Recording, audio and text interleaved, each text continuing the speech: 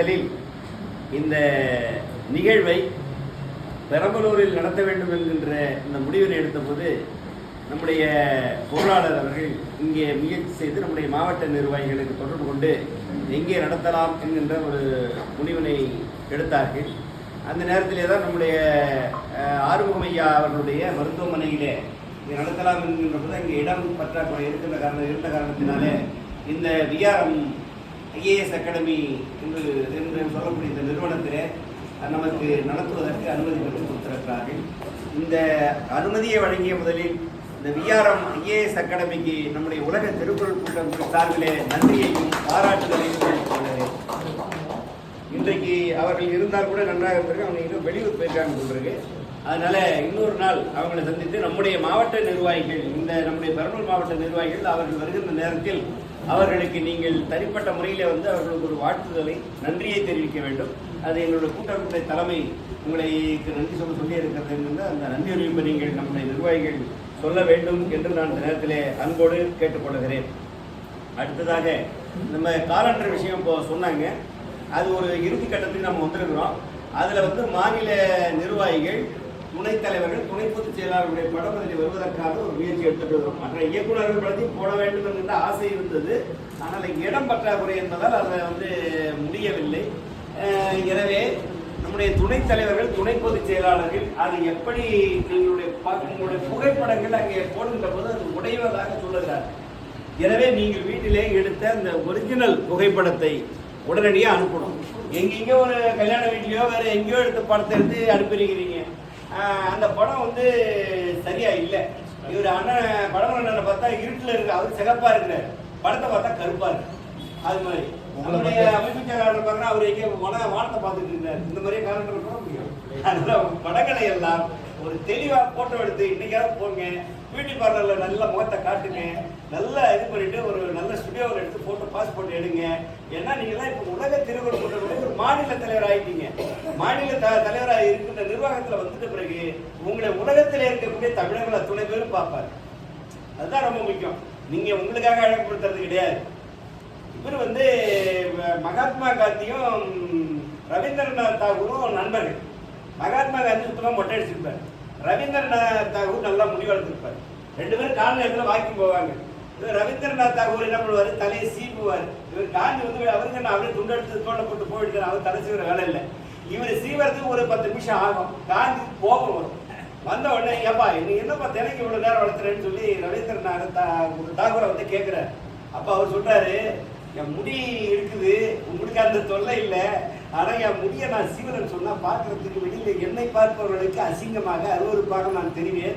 அதனால மற்றவர்கள் என்னை பார்க்கின்ற போது நான் எனக்கு அழகாக இருக்க வேண்டும் என்பதற்காக இந்த ஒப்பனை செய்து கொள்கிறேன் என்று ரவீந்திரநாத் தாகூர் சொன்னதாக வரலாறு சொல்கிறார். அதுபோல் அண்ணா கூட சொல்லுவார், மனிதனுக்கு ஒப்பனை அவசியம் தேவை, அது பிறரை உறுத்தலாக இருக்கக்கூடாதுன்னு. ஒப்பனை தேவை, உறுத்தலாக இருக்கக்கூடாதுன்னு மற்றவர்கள்.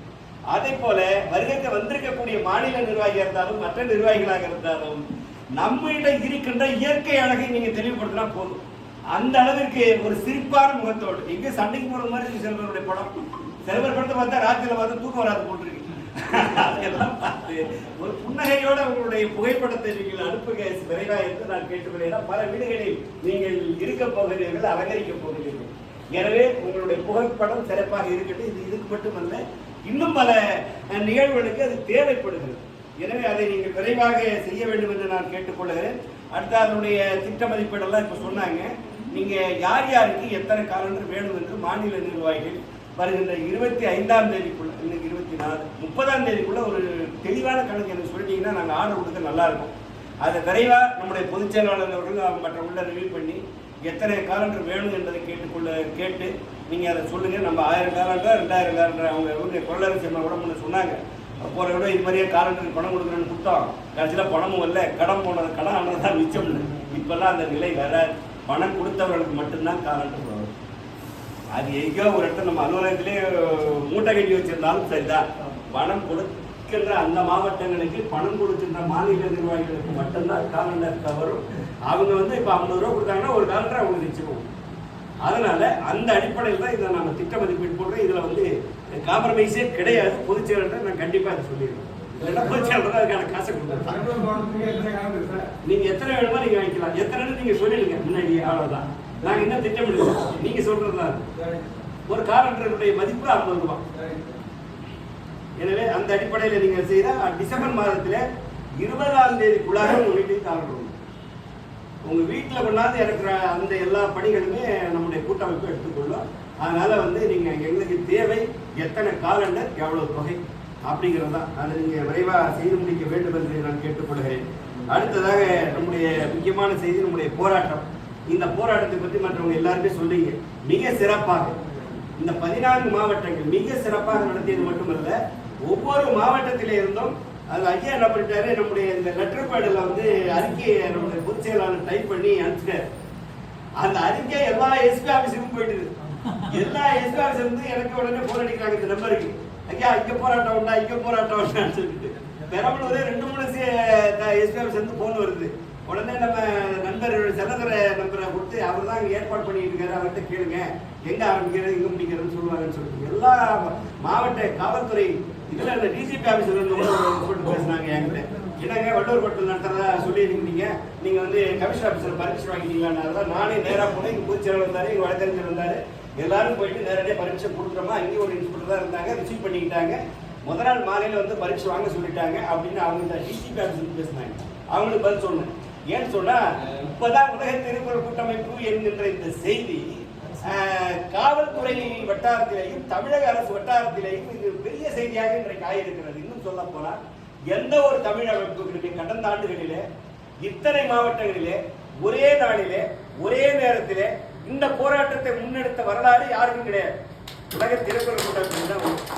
இதை நான் சொல்லல, வெளிநாடுகளிலிருந்து வெளி மாநிலங்களிலிருந்து பல தொலைபேசிகளே இதை சொல்லிக் கொண்டிருக்கிறார்கள். செய்தி அன்றாடம் பார்த்து கொண்டிருக்கிறார்கள். எங்க பார்த்தாலும் இதே உங்க செய்தியாக வந்துட்டு இருக்கு அப்படின்னு சொல்லிட்டு நம்மை விட மற்ற நாடுகளிலே நம்முடைய செய்திகள் அங்கே பிரசுரமாக இருக்கிறது. அந்த செய்திகளும் வந்து கொண்டிருக்கிறது. இது நமக்கு ஒரு பெரிய பெருமை. அடுத்ததாக என்னவென்று சொன்னால், இந்த இதுல வந்து நம்முடைய ஆர்எஸ் பாரதி கூட ஐயா சொன்னாங்க, இந்த சட்டத்துல வந்து மாற்றம் பண்ணணும், அது பெரிய வேலை அப்படின்னு சொல்லி அவங்க சொல்றாங்க, சிரமம் சொல்றாருன்னு சொல்லிட்டு. அதுதான் நம்ம சொல்றோம். நம்ம தீர்மானத்தில் தெளிவாக கொடுத்துருக்கிறோம். திருக்குறளை உலக தேசிய நூலாக உலக நூலாக அறிவிக்கிற செய்தி நடத்தது வர தேசிய நூலாக அறிவிக்க வேண்டும் என்று சொல்லி மத்திய அரசு நிறைவேற்ற வேண்டுமானால் சட்டம் கொண்டுட்டு வான்னு சொல்றோம். நீ அப்படியே கொண்டுட்டு போய் நீ தேசிய நூல் அறிவி அந்த சட்டம் இல்லைன்னு நீங்க சொல்லிட்டீங்க. பார்லிமெண்ட்ல சிவா கேட்ட கேள்விக்கு மத்திய அமைச்சர் சொல்லிட்டார். நாம கேட்பது சட்டத்தை மாத்து. நம்ம ஜல்லிக்கட்டு சட்டம் மாத்தலையா? சட்டத்தை ஒரு வாரத்திலே மாத்துறீங்க ஜல்லிக்கட்டுக்கு, அதே போல சேலத்துக்கு மாத்துங்க. அதுதான் நம்ம கேட்டுட்டு இருக்கோம். எனவே அது மட்டுமல்ல, நம்முடைய கோரிக்கைகள் 3மே நிறைவேறுவதற்கான வாய்ப்புகள் கனிந்து கொண்டிருக்கிறது. அது பெரிய சந்தோஷமான செய்தி. நம்ம போராட்டம் நடத்துறோம். அன்றைக்கு தலைவர் நம்முடைய முதல்வர் ஒரு அறிவிப்பு விடுறார். அன்னைக்கு தொலைக்காட்சியிலே நேரடியாக பேசுறார். திருவள்ளுவருடைய சிலை கன்னியாகுமரியில் வைத்து 25 ஆண்டுகள் நிறைவு பெறுவதை ஒட்டி டிசம்பர் மாதம் 31ஆம் தேதியும் 1ஆம் தேதியும் அங்கே விழா எடுக்கிறோம்னு அறிக்கை விடுக்கிறார், பேசுறார் செய்தி. அப்போ நம்முடைய செய்திகள் அவருக்கு போயிருக்குன்னு அர்த்தம். அன்னைக்கு பேச வேண்டிய அவசியம் இல்லைல்ல. முதல் நாள் பேசலாம் அல்லது மறுநாள் பேசியிருக்கலாம். நாளைக்கு ஆர்ப்பாட்டம் நடத்திட்டு அவர் நாங்களும் உங்களுடைய அவங்க பேசிட்டு கோரிக்கை தான் நம்ம எடுத்திருக்கிறோம். நம்ம ஒன்றும் அரசாங்கத்துக்கு எந்த அரசாங்கத்திற்கும் எதிர்ப்பாக நாம் செய்யவில்லை. அது போல தெரிஞ்சீங்க, அரசாங்கத்தை சார்ந்துதான் பண்ணுகிறோம். இது ஒரு செய்தி. எனவே அந்த அடிப்படையிலே சட்டத்தை திருத்துவதற்கு நாடாளுமன்ற உறுப்பினர்களை மீண்டும் நாடாளுமன்றத்திலே பேச வைப்பதற்கான ஒரு முயற்சியை நம்ம எடுத்துருக்கிறோம். அது ஐயா சொன்னதை போல விடுபட்ட மாவட்டங்களை டிசம்பர் மாதம் 22ஆம் தேதி கண்டிப்பா நடத்துவதற்கான ஒரு முயற்சியை நம்ம எல்லாருமே எடுத்துக்கிறோம். இது ஒரு செய்தி. அடுத்ததாக ஜனவரி மாதம் மொழிப்போர் தியாகிகள் அன்று போராட்டம் நடத்தி மொழிப்போர் தியாகிகள் தினத்தன்று 25ஆம் தேதி ஜனவரி 25 சென்னையில் ஒரு மாபெரும் உண்ணாநிலையற போராட்டத்தை நடத்துகிறோம். அந்த போராட்டம் மட்டும் வடிவத்தை மாற்றி இருக்கிறோம். என்ன காரணம்னு சொன்னா, காலையில போய் உட்கார்ந்தோம்னா நம்முடைய பல அமைப்புகளை நம்ம கூப்பிடுறோம், அவங்களுக்கு பேசுவதற்கு ஒரு வாய்ப்பு கொடுக்குறோம். அதே போல பல அரசியல் இயக்கங்களை சார்ந்த தலைவர்களை கூட நம்ம அதில் கூப்பிடுறோம், அவங்களையும் பேசுறதுக்கு ஒரு வாய்ப்பு கொடுக்குறோம். இப்படி கொடுக்கின்ற போது நம்முடைய செய்திகள் பெருசாகும். அதை முடித்து விட்டு அடுத்த திட்டம் நான் இந்த நேரத்தில் உங்களுக்கு ஒரு செய்தியை சொல்லுறேன். நான் புதுசாக அதை கலக்கல. என்னன்னு சொன்னா, இதை முடித்துவிட்டு நம்முடைய நிர்வாகிகள் விருப்பப்படுகின்ற நம்முடைய நிர்வாகிகள் நாம டெல்லியில போய் உட்காருவோம். பார்லிமெண்ட் கூட போகுது. டெல்லியில போய் உட்கார்ந்து எல்லா நாடாளுமன்ற உறுப்பினர்களையும் நம்ம இதை கொடுப்போம். நாடாளுமன்றத்தில் கவன ஈர்ப்பு தீர்மானம் கொண்டுட்டு வர சொல்லுவோம். எனவே அது அடுத்த முயற்சியாக நாம் செய்வோம். அதற்கு அந்த செய்தியையும் அந்த நேரத்தில் உங்களுக்கு தெரிவித்துக் கொண்டு, இந்த 3 கோரிக்கைகள் மிகவும் அவசியமான கோரிக்கைகள். இதை வென்றெடுப்பதற்கு நம்முடைய கூட்டமைப்பால் முடியும். நம்மால் முடியாது என்றால் யாராலும் முடியாது. இதுதான் இப்போ உள்ள நிலைமை. எனவே அந்த அளவுக்கு யாரும் இப்போ நீங்க போய் பல இடங்களில் நோட்டீஸ் கொடுத்துருப்பீங்க. இதெல்லாம் முடியவில்லை என்றால் எப்பொழுதும் இல்லைன்னு ஒரு வார்த்தை இது இதெல்லாம் முடியாதுங்க, இதெல்லாம் இடத்துக்கு நீங்க செய்வீங்கன்னு யாருமே உங்களுக்கு சொல்லியிருக்க மாட்டார்கள். இது ஒரு நல்ல கோரிக்கையை வைத்திருக்கிறீர்கள் என்று தான் சொல்லியிருப்பார். எனவே அதை முன்னிலைப்படுத்தி நாம் இதை கொண்டுட்டு போவதற்கான ஒரு முயற்சியை நாம் எடுத்துக்கொள்ள வேண்டும் என்று நான் இந்த நேரத்தில் தெரிவித்துக் கொண்டு, நம்முடைய சம்பத்குமார் அவர்கள் தலைமை நிலையத்தினுடைய செயலாளராக இன்றைக்கு பொறுப்பேற்று இருக்கிறார். அவரை நான் வாழ்த்துகிறேன், வணங்குகிறேன், அவரை பாராட்டுகிறேன். காரணம், கடந்த 2-3 நிகழ்வுகளிலே அவரை பார்த்தேன். அவருடைய பணி அவ்வளவு சின்சியராக இருந்தது. உதாரணத்துக்கு ஒன்று சொல்றேன், உண்ணாவிரதம் வச்சாச்சு, சென்னையிலையும் உண்ணாவிரதம் போட்டாச்சு. பொதுச்செயலாளர் என்ன பண்றாரு, அங்கே மழை, கடுமையான மழை, அன்னைக்கு பள்ளிக்கூடம் கூட லீவ் விட்டாங்க. பொதுச்செயலாளர் ஐயா இது மாதிரி இருக்க என்ன பண்ணலான்னாங்க. சென்னையில் நடத்துகிறோம், பெரிய அளவில் நடத்தணும், அங்கே போய் 10 பேர் 20 பேர் வச்சுட்டோம்னா மதிக்கவே மாட்டான் எந்த அதிகாரியும், அதனால நடத்த வேணாம், தள்ளி வச்சிருங்கன்னு சொல்லிவிட்டேன் நான் ஐயா விட்டேன். அடுத்த 5 நிமிடத்தில் ஐயா வழக்கறிஞருடைய போன் வருது. அது ஐயா நம்ம நடத்தியே ஆகணுங்க ஐயா, விடக்கூடாதுங்க, இங்கே மழை தூரம் லேசாக தான் இருக்கு, நடத்துதான் ஆகணுன்றாரு. இவர் என்ன பெரிய குழப்பமா இருக்கு அப்படின்ட்டு திரும்ப பொதுச்செயலாளர் கேட்டா இவர் இருக்கிறது இங்கே கட்டாக்குளத்தூர் பக்கம் இருக்கிற, இங்கே மழை கம்மியாக இருக்கும். அவர் இருக்கிறது வடசென்னை பக்கம் வில்லிவாக்கத்தில் இருக்கிற பொதுச்செயலாளர், அங்கே மழை அதிகமாக இருக்கு. 2 பேருக்குமே தூரம், கிட்ட 30 கிலோமீட்டர் தூரம் இருக்கு.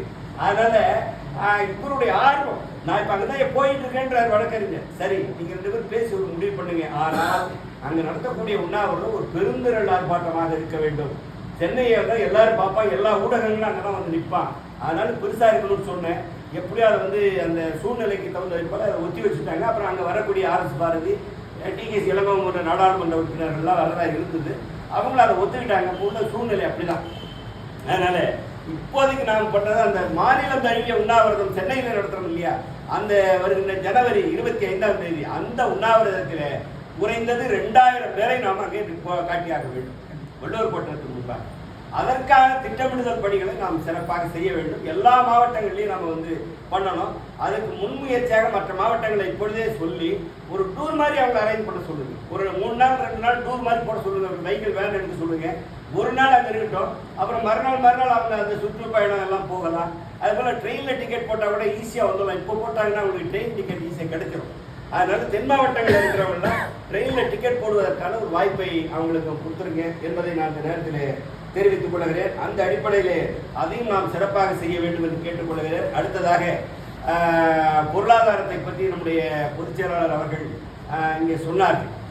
அது அவசியம் தேவை. எந்த ஒரு அமைப்பும் பொருளாதாரம் இல்லை என்று சொன்னால் அந்த அமைப்பு அவ்வளவு செயல்பட முடியாது.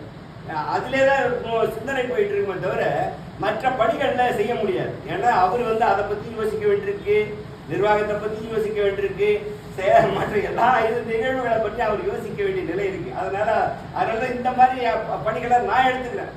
அவர் நிர்வாகம், பொருளாதாரம் இதை பற்றின நிர்வாகத்தில் அவர் ரொம்ப அதிகமாக கான்சன்ட்ரேட் பண்ண வேண்டி இருக்குது. என்றாலும் கூட இன்றைக்கு நம்முடைய கூட்டமைப்பு நல்ல வரவேற்பு தமிழகத்தில் இருக்கிறது. இந்த நேரத்தில் அந்தந்த மாவட்டங்களில் சில முக்கியமானவர்களை பார்த்து நாம் சந்தித்தால் நிச்சயமாக நிதியினை திரட்டலாம். அதற்கான திட்டமிடுதலை நம்முடைய அறக்கட்டளை தலைவர், பொதுச் செயலாளர், நம்முடைய பொருளாளர்கள் திட்டமிட்டு எந்த மாவட்டத்துக்கு போகணும்னு நீங்கள் சொல்லுங்கள், நான் வர ரெடியாக இருக்கேன். நான் அன்றைக்கு சொன்னதான் இன்றைக்கு சொல்லுறேன். நான் வருகிறேன் என்று சொன்னால் எனக்கு ஒரு பைசா யாரும் கூட செலவு தேவையில்லை. என்னுடைய சொந்த செலவில் என்னுடைய காரை நான் எடுத்துகிட்டு வரேன். நீங்கள் யாரும் அதுக்காக யோசிக்க வேண்டியதில்லை. எந்த மாவட்டத்துக்கு வரணும்னு மட்டும் சொல்லுங்கள். அதுக்கு முன்னாடி ஒரு 10 பேர் 20 பேரை தயார் பண்ணி வச்சுக்கிங்க. நாம் போய் அவங்கள பார்ப்போம். பார்த்தீங்கன்னா இப்போ இந்த எழுச்சி நடந்த பிறகு ஒரு மாற்றம் இருக்கிறது. அது சரியாக நம்ம பயன்படுத்திக்கணும். பொருளாதாரம் இல்லை என்று சொன்னால் நம்மளால் வேகமாக ஓட முடியாது. எனவே அதுவும் தேவை. குறுக்கீடு சொல்லுங்க. பொருள் இல்லை பொருள் இல்லை பொருள் இல்லைன்னு தொடர்ந்து பேசிக்கிட்டே இருக்கீங்க. பொருளாளர் நம்மளிடையே பொருளை திரட்டுவதை விட்டுவிட்டு